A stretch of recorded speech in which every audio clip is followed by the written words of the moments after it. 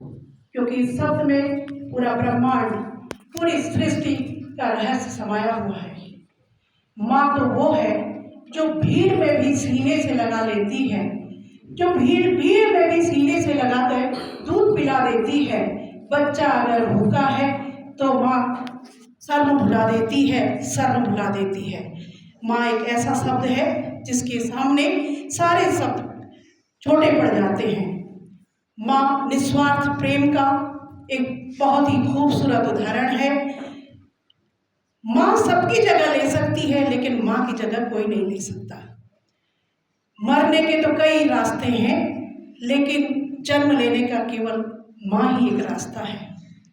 जब बच्चे को दुनिया में माँ लाती है, जन्म देती है, तो उसकी जवानी फीकी पड़ जाती है, उसका प्यार मुरझा जाता है, उसकी दोस्त की जड़ें सूखने लगती हैं और अपना सर्वस्व उस बच्चे की परवरिश में लगा देती है।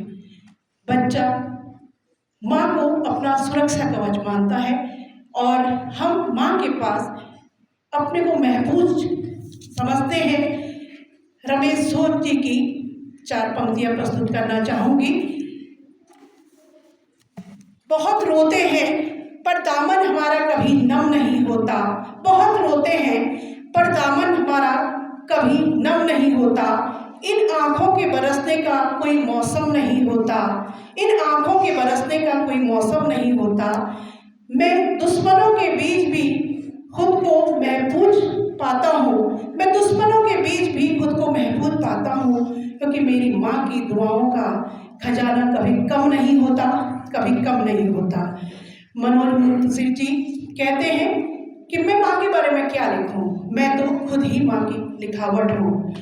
माँ के प्यार की दास्तां इतनी लंबी है कि स्याही खत्म हो गई उसकी दास्तां लिखते लिखते। माँ त्याग और प्रेम की मूर्ति है, लेकिन माँ की भी इच्छाएं हैं। जो अपने बच्चे की परवरिश में माँ घर के किसी कोने में दफन करके रख देती है। माँ भी टूटती है, माँ भी बिखरती है। तो एक टूटी हुई माँ की भावनाओं को स्वामीनाथ पांडे जी की 4 पंक्तियों के माध्यम से व्यक्त करूंगी। एक विधवा माँ थी, उसके 2 बेटे थे। एक बेटा ऊपर के माले में रहता था और एक बेटा नीचे के माले में रहता था। और बूढ़ी माँ 15 दिन एक बेटे के साथ रहती थी और 15 दिन दूसरे बेटे के साथ रहती थी। पर उस बूढ़ी माँ का दुर्भाग्य देखिए, साल में जो महीने 31 दिन के होते थे, उस दिन वो माँ एक दिन का उसे उपवास रखना पड़ता था। 9 महीने पेट में रखने वाली माँ के लिए उस जवान बेटे को एक दिन भारी लग गया। तो मेरे मन में एक विचार आया, जिन बेटों को पैदा करके फूली न समाई होगी, जिन बेटों को पैदा करके फूली न समाई होगी, उन्हीं बेटों के हाथ आज लाचार होकर माँ ने अपने पेट के लिए रोटी भी गंवाई होगी। ये जो मातृ दिवस है, बच्चों केवल मातृ दिवस सेलिब्रेशन बन के न रह जाए। हम माँ के ऋण का प्रतिदान तो दे ही नहीं सकते, उसका इतना ऋण है हमारे ऊपर, उसका प्रतिदान देना हमारे लिए संभव नहीं है। लेकिन फिर भी मैं ये उम्मीद करती हूँ कि कम से कम हम अपनी माँ की भावनाओं की कद्र करें, कोई ऐसा काम न करें जो हमारी माँ की भावनाओं को ठेस पहुँचाए। बच्चों, कई सालों से मैं इस लेक्स परिवार से जुड़ी हूँ, अपने प्रिंसिपल सर से जुड़ी हूँ।